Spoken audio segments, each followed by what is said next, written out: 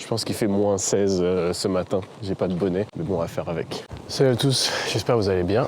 Aujourd'hui, on va parler de comment trouver la meilleure base de données. Il y a quelques mois, j'étais dans une réunion, on devait faire une migration de base de données, donc une grosse base de données, un gros cluster. Donc moi, j'étais le sysadmin qui allait m'occuper un petit peu de ça. Et puis, il y avait les devs qui développaient l'application, qui utilisaient la base de données. Donc, ils étaient en train d'expliquer un petit peu comment l'application fonctionnait, comment est-ce qu'on allait faire. Puis, à un moment, il y a un des devs seniors qui nous explique le fonctionnement de la base de données, pourquoi ils avaient choisi cette base en particulier. Et puis, il nous dit, bon, bah les gars, vous connaissez le CAP théorème. Moi, à ce moment-là, je me dis, de quoi tu parles? Et puis là, il commence à dire, ah, comment ça, vous connaissez pas le CAP théorème, c'est la base, en plus vous êtes des sysadmins et tout, c'est inadmissible, voilà. Donc bref, il tape un petit scandale. Moi, je me tape un petit peu la fiche, mais bon, je dis rien, je reste tranquille.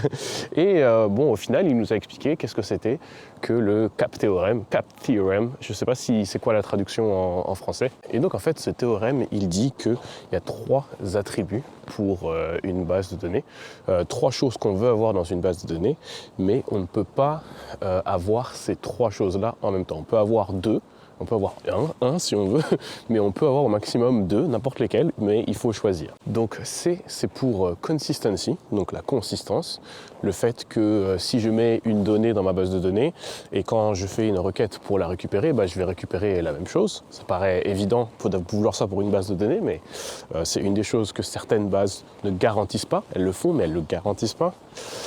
A, c'est pour availability. Donc availability, ça veut dire le fait que la base de données va pouvoir répondre tout le temps, même quand il y a des problèmes. Et P, c'est pour partition, la tolérance aux partitions. Donc en général, quand on a des grosses bases de données, on veut les répartir sur plusieurs serveurs pour pouvoir absorber la charge et pour pouvoir avoir plus d'utilisateurs en gros. Et donc on ne peut pas avoir ces 3 choses-là en même temps parce que c'est physiquement impossible. Donc là je suis un petit peu en retard pour le boulot, donc je vais aller, mais on se retrouve à la maison, je vais vous faire un petit dessin. Et donc imaginons qu'on a une base de données partitionnée, c'est-à-dire qu'elle a plusieurs nœuds sur plusieurs serveurs différents. Donc ces serveurs, ils sont reliés entre eux par le réseau. Imaginons que moi je suis un utilisateur et que j'envoie une information dans la base de données. La base de données qui reçoit l'information, elle doit la synchroniser avec les autres nœuds du cluster de base de données. Si aucun problème, tout va bien, mais s'il y a un problème de réseau ou si l'autre machine du cluster ne répond plus, et bien à ce moment-là, la machine qui a reçu mon information, elle a 2 choix. Le premier choix qu'elle a, c'est d'être disponible, c'est-à-dire que même si elle n'a pas eu de confirmation de l'autre machine que l'information est bien répliquée sur tous les nœuds du cluster, elle va quand même me répondre, elle va me dire « Ok, tout va bien, tu peux continuer ce que tu es en train de faire, moi j'ai gardé l'information, et puis on verra plus tard si je peux la synchroniser avec les autres nœuds, mais sinon t'inquiète, je me débrouille. » Et à ce moment-là, on est dans le scénario où on a une partition, parce qu'on a 2 serveurs différents, et on a de la disponibilité parce que notre base de données, elle nous a répondu, quoi qu'il arrive, même s'il y a eu des problèmes sur le réseau ou des problèmes avec les autres serveurs. Maintenant, imaginons qu'on est dans l'autre cas, on a toujours nos 2 bases de données, j'envoie toujours une nouvelle information, et là par contre, j'utilise une base de données qui privilégie la consistance, donc ce qu'elle va faire, c'est qu'elle va essayer de joindre les autres nœuds du cluster, mais si elle peut pas, elle va soit attendre que les autres nœuds redeviennent disponibles, et dans ce cas-là, moi en tant qu'utilisateur, je suis en train d'attendre que la base de données me réponde, parce qu'elle-même, elle attend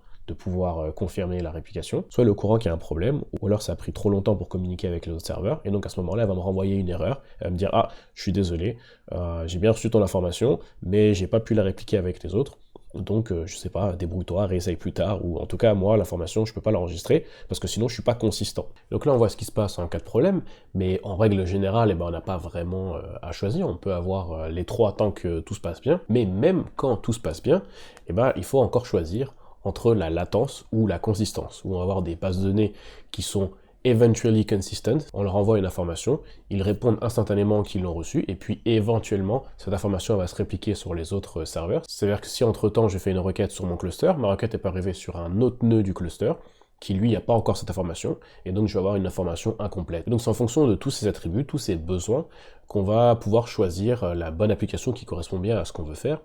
Et si par exemple on gère des transactions, on gère de l'argent, quelque chose où on veut vraiment pas se tromper, et en plus se tourner vers des bases de données qui sont consistantes. C'est-à-dire qu'on préfère que la base de données refuse une transaction plutôt qu'elle l'accepte, mais qu'il y a possibilité que de l'autre côté on ne voit pas cette transaction. En règle générale, c'est plutôt les bases de données relationnelles, donc en général les bases de données SQL, qui vont être des bases de données qui privilégient la consistance. D'un autre côté, parfois, c'est pas très important.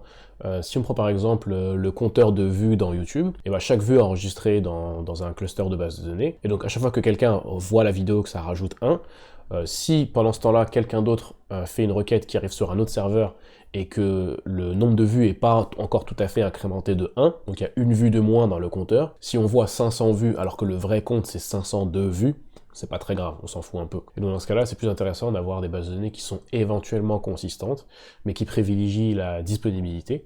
Et ce genre de bases de données-là, en général, c'est des bases de données NoSQL. Et c'est pour ça que nous, les sysadmins en général, on aime mieux les bases NoSQL, on essaye de les pousser un maximum aux développeurs. Elles sont très faciles à scaler horizontalement.